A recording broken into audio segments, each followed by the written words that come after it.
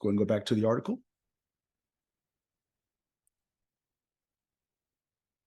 All right, and number 5, develop a resume that tells your career life story. And one of the things we talk about is, your resume is probably the one document that you're probably it's probably the most important document you're ever going to have in your career, right? That's the one document you're going to take from when the day you start your career as retail until you become an executive. That's the one document that's going to stay with you for the rest of your career. So it's important that you get that right. And I kind of came up with, hey, why don't you tell your career life story on your resume? Like, who are you really as an employee? How are you a transcendent talent that can actually affect an organization, and why they need to hire you and what you really bring to the table? So let's go ahead and read number 5 here. All right. Your accomplishments and the skills you acquire majorly impact your career development plan and the career path you take. That's why you need a strong, well-organized resume that lists your qualifications, best attributes, and the on-the-job experience, while also highlighting the accomplishments significant to your career. Not surprisingly, then, it can be argued your resume is one of the most important documents you will carry throughout your career.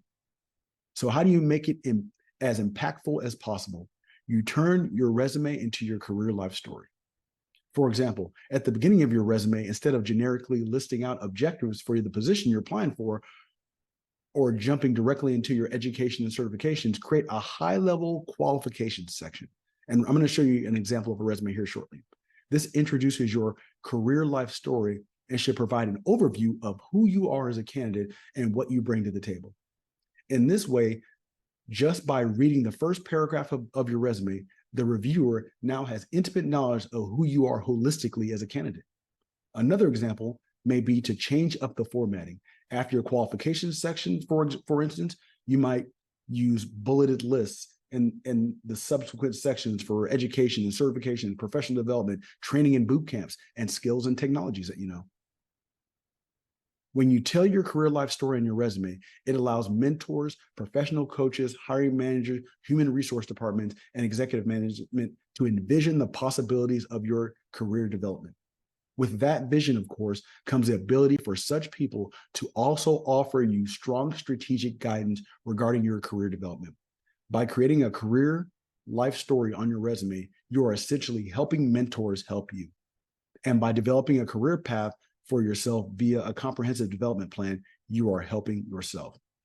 All right, and let's take a quick look at just an example of my resume. Now, you probably don't need a qualifications section quite this long, but let's just take a look at the top here. Obviously, I've got my name at the top. I've got my certifications kind of listed. It's kind of well organized. And obviously, this is for the six-figure career blueprint course. So it's got my logo on there.